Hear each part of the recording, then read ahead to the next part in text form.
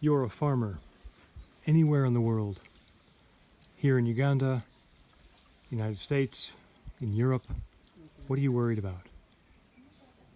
The weather and the prices for your crops. Those are the two things that are on your mind. Your biggest worries. They're also the two things you cannot change. You cannot change the weather, and you cannot change the global market prices. You have a bumper crop in Uganda, well, they also have a bumper crop in Tanzania or Kansas, and that sets the price of maize.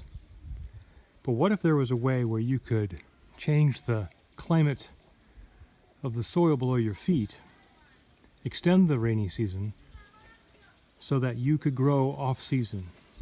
You wouldn't worry about the weather as much, and you can set your own prices because you're growing off-season. And that's what this is all about right here. This is a garden outside a small house. Behind me, that's the latrine in front of us.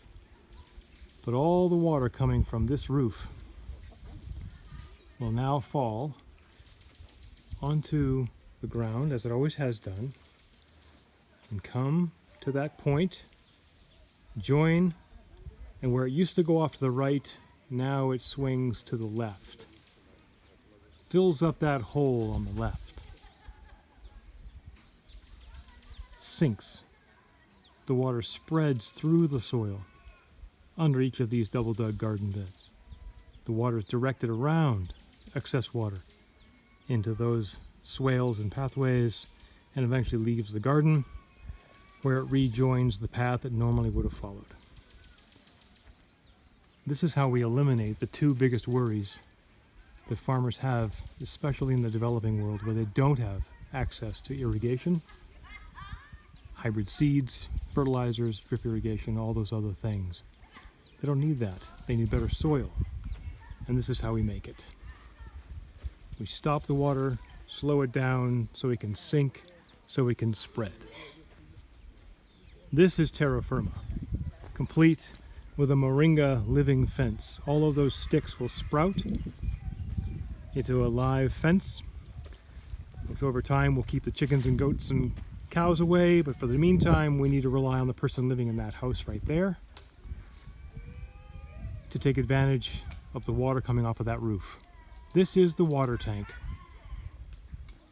Over 30,000 liters of water is going to come off of that roof over the course of a rainy season, let alone the water that falls on the garden itself.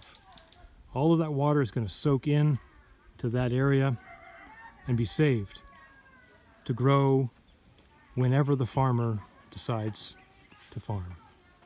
So while that farmer is worried about the weather, they don't really have to anymore if they have this garden to learn and practice, and then take it to the fields beyond. I'm Peter Jensen, but this is Terra Firma.